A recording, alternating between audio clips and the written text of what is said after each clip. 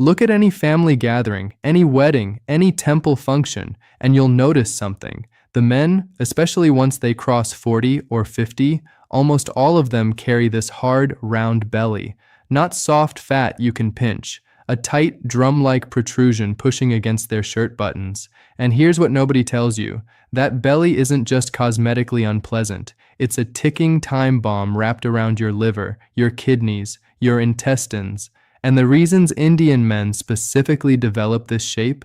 They're hiding in plain sight, on your dinner plate, in your chai cup, in habits passed down through generations. Today, we're pulling back the curtain on every single one. Welcome back. If you're new here, this channel is dedicated to bringing you honest, clear health information, especially for those of you over 60 or caring for someone who is. Now, today's topic might feel personal. It might feel like we're pointing fingers. We're not. We're pointing at science. Because Indian men, particularly South Asian men, have one of the highest rates of abdominal obesity in the world. And it's not because of laziness. It's not because of some moral failing. It's a perfect storm of genetics, cultural food habits, metabolic predisposition, and decades of misinformation about what healthy eating actually looks like in the Indian context. If you're a man over 60 with a belly that arrived in your 40s and never left, or if you're watching this for your father, your husband, your uncle, stay with me. This isn't about shame. This is about understanding what's actually happening inside that abdomen, why it's dangerous, and what you can realistically do about it starting today. Let's get into it. First, let's understand what we're actually dealing with, because not all belly fat is the same. There are two types of fat in your midsection. The first is subcutaneous fat. That's the soft layer just beneath your skin. You can grab it between your fingers. It jiggles. It's the fat most people think of when they think of being overweight. But the second type, visceral fat, that's the villain of today's story. Visceral fat sits deep inside your abdominal cavity. It wraps around your organs like packing material. Your liver, your pancreas, your intestines, all of them get coated in this dense, metabolically active tissue. And here's what makes visceral fat so dangerous. It doesn't just sit there, it behaves almost like a gland. It releases inflammatory chemicals into your bloodstream, substances called cytokines and adipokines that promote insulin resistance, elevate blood pressure, damage arterial walls, and push your body toward type 2 diabetes, heart disease, fatty liver, and even certain cancers. Now, you can have a relatively normal weight on the scale and still carry dangerous amounts of visceral fat. This is extremely common in Indian men. You've probably heard the phrase thin outside, fat inside. Doctors call it tofi, and it explains why so many Indian men with seemingly acceptable body weights still develop diabetes, still have heart attacks in their 50s. The protruding potbelly, that hard round shape that doesn't flatten when you lie down, that's your sign. That firmness? It's because the fat isn't sitting on top of your muscles. It's packed underneath them, behind the abdominal wall, pushing everything forward like an inflated balloon. If your waist circumference is above 90 centimeters, that's about 35.5 inches, you are in the danger zone. For Indian men specifically, this threshold is lower than Western guidelines suggest, because our bodies store visceral fat more aggressively at lower overall weights. So why Indian men specifically? Why does this population carry fat in the belly rather than distributing it more evenly? Part of the answer is genetic. South Asian populations have what researchers call a thrifty genotype. Generations of famine cycles, food scarcity, and agricultural uncertainty shaped our ancestors' metabolisms to store energy efficiently, particularly around the midsection, where it could be accessed quickly during starvation. That adaptation served our great-grandfathers well when food was genuinely scarce. But now, when rice is unlimited, when ghee flows freely, when sweets arrive at every celebration, that same genetic programming becomes a liability. Your body is still hoarding fuel for a famine that will never come. Additionally, South Asian men tend to have lower muscle mass relative to body fat, a condition sometimes called sarcopenic obesity. Less muscle means a slower resting metabolism. fewer calories burned at rest, more excess energy converted to fat. And where does that fat go? Straight to the visceral compartment. There's also emerging research showing that South Asian populations have fewer fat cells that are individually larger. Larger fat cells are more insulin resistant and more inflammatory.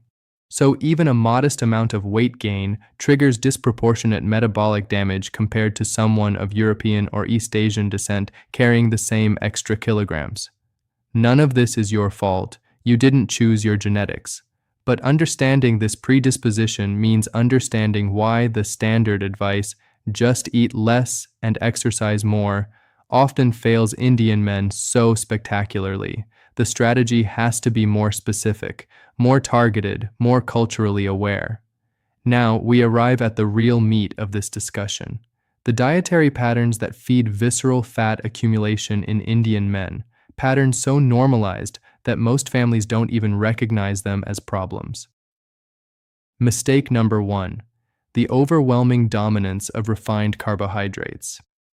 Think about a typical Indian meal: white rice, roti made from refined wheat flour, maida, or even standard atta that's been processed smooth, maybe some poha for breakfast, upma, idli, dosa, bread pakora as a snack. Every single meal, every single snack, built on a foundation of rapidly digestible starch.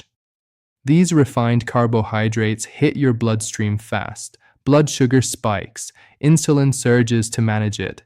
And insulin, here's what most people don't realize, insulin is fundamentally a fat storage hormone.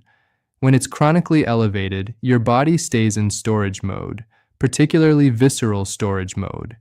You could eat a vegetarian low-fat diet and still accumulate belly fat if that diet is 70% white rice and roti.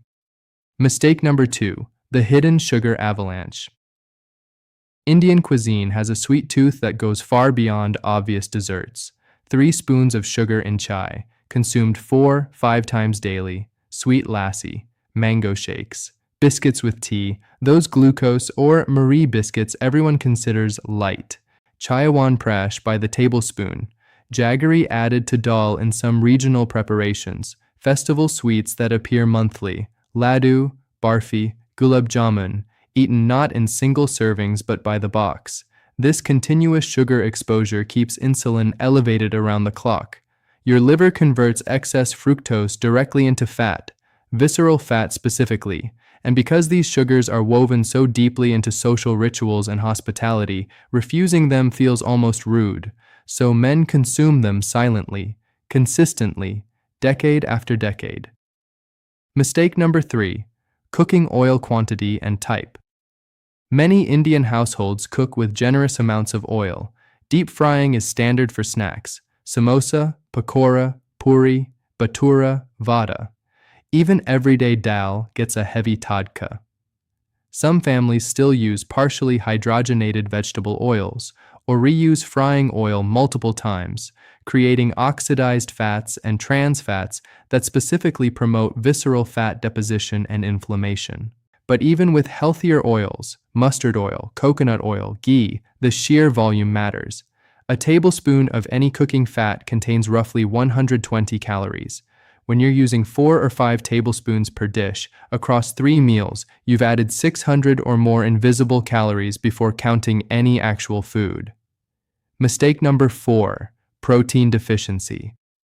This is perhaps the most overlooked factor. Indian diets, particularly vegetarian ones, are chronically low in protein. A typical vegetarian Indian man might consume 40 to 50 grams of protein daily. The recommendation for maintaining muscle mass, especially after 60, closer to 70 to 90 grams. Without adequate protein, your body cannot maintain muscle tissue. Muscle loss accelerates, metabolism slows, and that metabolic slowdown creates a surplus, even if you're eating the same amount you always have. The belly grows while your arms and legs thin out. Classic Indian male aging pattern. Dal alone won't save you. A standard serving of cooked dal provides only 7 to 9 grams of protein. You'd need to eat enormous quantities, which brings more carbohydrates along with it, to meet your needs through dal alone. Mistake number 5. Late, heavy dinners and the eating window problem. Cultural meal timing in many Indian households pushes dinner to 9, 10, even 11 at night. And dinner is often the heaviest meal. The full rice plate, multiple sabzis, roti, dal, maybe curd rice to finish. Then straight to bed. Eating large meals late at night, when your body's insulin sensitivity is naturally at its lowest, maximizes fat storage. Your digestive system works overtime while you sleep. Acid reflux compounds the problem, and that food, consumed when your metabolism is winding down for the day, gets shuttled directly into storage rather than being burned for activity. If you're over 60, or if you're caring for an elderly father or uncle who carries this kind of belly, this information could genuinely extend their life. Visceral fat is the single strongest predictor of heart attack and diabetes in Indian men, stronger than cholesterol numbers, stronger than family history alone. Please share this video with someone who needs to hear it. And if you're finding value in this, that subscribe button helps us reach more people with honest health content. Diet isn't working alone. Several lifestyle patterns common among Indian men accelerate visceral fat accumulation. Sedentary habits after retirement. Many Indian men go from moderately active working lives to near-complete inactivity after 60. Walking stops. The morning constitutional becomes a slow amble to the newspaper stand and back. Hours are spent sitting, watching television, reading, playing cards. Without deliberate movement, muscle wasting accelerates and visceral fat fills the void. Stress and cortisol. Indian men of the current elderly generation often carried enormous financial and family burdens, joint family responsibilities, children's education costs, aging parents, professional pressure, without any outlet for emotional processing. Chronic stress elevates cortisol. Cortisol specifically directs fat storage to the visceral compartment. It's not coincidence that the belly often appears or worsens during peak stress decades and never reverses. Sleep disruption. Poor sleep, whether from prostate issues causing nighttime urination, sleep apnea worsened by the belly itself, or simply the cultural habit of late nights and early mornings, devastates metabolic health. Even 1 week of sleeping 5 hours instead of 7 measurably increases visceral fat deposition in clinical studies. For men who've slept poorly for decades, the cumulative damage is enormous. Alcohol patterns. While not universal, the pattern of evening whiskey or rum, 2-3 pegs nightly, adds concentrated calories with zero nutritional value, impairs liver fat metabolism, and disrupts sleep architecture. The whiskey belly isn't myth. Alcohol calories are preferentially stored as visceral fat, and the liver damage from chronic intake compounds fatty liver disease already driven by diet. Enough about the problem. Let's talk solutions. And let's be realistic. Nobody is asking you to abandon Indian food. Nobody is suggesting you eat boiled chicken and broccoli for the rest of your life. These changes work within Indian dietary culture. Step 1. Restructure your plate ratio. Right now, most Indian plates are 80% carbohydrate. Flip it. Make vegetables fill half your plate. Sabzi, salad, raita with cucumber. 1/4 should be protein. Dal combined with curd, paneer, egg, fish, chicken if you eat it. The remaining 1/4, that's your rice or roti. 1 small bowl of rice, 2 rotis maximum, not 4, not a mound refilled 3 times. Step 2, add protein deliberately at every meal. Eggs at breakfast, 2 whole eggs, boiled or scrambled, curd or buttermilk with lunch, a handful of roasted chana as a snack, paneer or dal paired together at dinner. If you eat non-vegetarian food, prioritize fish and chicken. Consider a simple whey protein supplement mixed into milk if you struggle to reach 60 grams daily through food alone. Yes, even at 70 years old, protein supplementation is safe and beneficial. Step 3. Eliminate liquid calories ruthlessly. Sugar in chai, reduce to half a spoon, then eliminate. Sweet drinks, gone. Fruit juice, whole fruit only, 1 serving daily maximum. This single change can remove 200 to 400 hidden calories from your daily intake without changing a single meal. Step 4. Move your body with intention. Walking is wonderful, but it's not enough alone. You need resistance. Your muscles need load. Simple bodyweight exercises, chair squats, wall push-ups, resistance band pulls, performed 3 times weekly for 20 minutes will preserve muscle, boost metabolism, and specifically reduce visceral fat even before the scale changes. If you can join a yoga class that includes strength-building poses, excellent. The key is progressive challenge, not just gentle movement. Step 5. Close your eating window. Finish your last meal by 7:30 in the evening. No snacking after. Morning chai without sugar is fine, but that 12-hour overnight fast gives your insulin levels time to drop, gives your body permission to access stored fat rather than constantly processing incoming food. Step 6. Manage your sleep like medicine. 7 hours minimum. Dark room. No television in bed. If you snore heavily or wake gasping, ask your doctor about sleep apnea screening. It's profoundly common in men with visceral fat, and treating it alone can improve metabolic markers significantly. Step 7. Get measured, not just weighed. A measuring tape around your waist tells you more than your bathroom scale ever will. Measure at navel level, standing relaxed, first thing in the morning. Track this number monthly. When it drops, even by a single centimeter, your visceral fat is reducing. That's your real progress marker. Some warning signs mean your visceral fat has already begun causing organ damage. If you experience any of these, please see your physician promptly. Fasting blood sugar above 100 milligrams per deciliter on routine testing. Triglycerides above 150. A waist measurement above 40 inches combined with fatigue, excessive thirst, or frequent urination. Persistent heartburn that doesn't respond to antacids. This can indicate fatty liver pressing against your stomach. Shortness of breath when lying flat. Unexplained darkening of skin around the neck or armpits, a sign called acanthosis nigricans that indicates severe insulin resistance. Don't dismiss these as just aging. They're signals. Your body telling you the visceral fat has crossed from cosmetic concern into active disease driver. Let's bring this together. The Indian male potbelly isn't inevitable. It isn't just how our bodies work. It's the predictable result of a carbohydrate-heavy dietary tradition colliding with genetic fat storage efficiency, compounded by protein deficiency, sedentary post-retirement life, chronic stress, and decades of misinformation that told our fathers and grandfathers that vegetarian automatically means healthy, that ghee is the enemy while sugar gets a pass, that resting after 60 is earned rather than dangerous. Visceral fat is reversible, even at 65, even at 70.